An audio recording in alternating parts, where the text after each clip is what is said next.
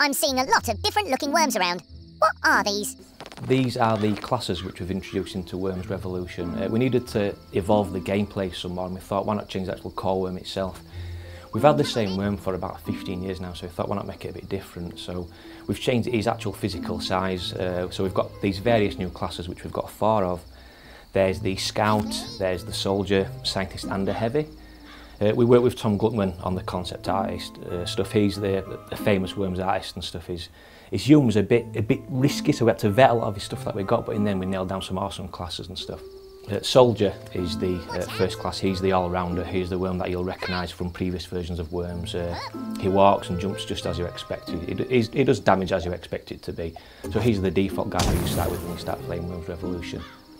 Then you've got the Scout worm. He's the little cute fella. He's the Scout worm. He's the sort of worm that you trust to look after your cat for a fortnight while you went on holiday to Ossett. He's very nimble. He's a Scout. He can also jump a very long way as well.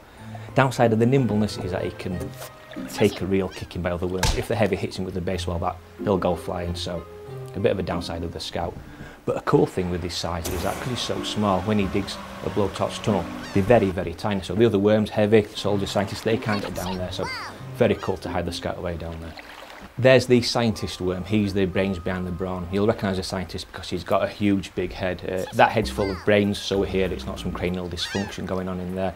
And he's the support class for the team. At the start of the turn with the Scientist, each worm on that team gets 5 health, which is a real bonus, and he also does things like the sentry gun, electromagnets, which he creates, are far more powerful as well, so a very good support class to the rest of the team.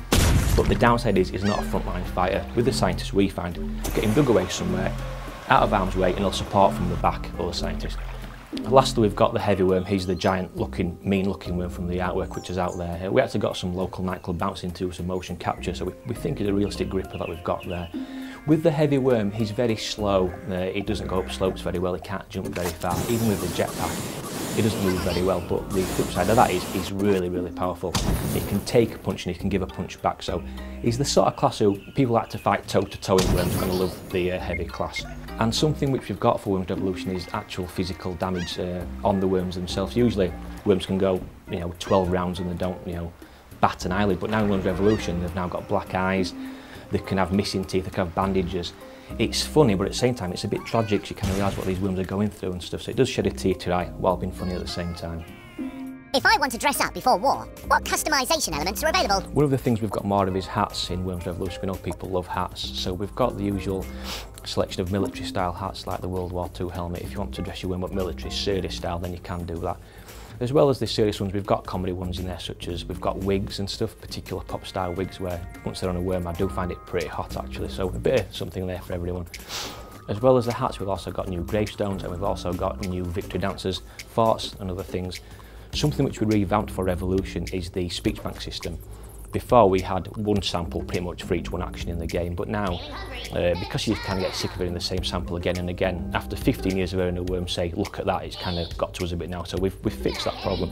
And now you've got the bucket system in place where there's multiple samples for each one action in the game, so you never get bored of the worm saying the same thing over and over again. And we're very proud of the bucket system as well. Also for Worms Revolution we've got trinkets now as a customisable option where the worm takes these into battle. They don't really bring anything to the gameplay as such, they're just things that worms get out and play with while they're bored. For example, worm can get out a particular handheld console device. Actually no, it can't for legal reasons, we took that out of the game. So now it gets out a teddy bear, it gets out a football and it'll play with these while the action's going on and waiting for its own turn. So they don't bring anything to the party, they just look funny when worms are playing with them.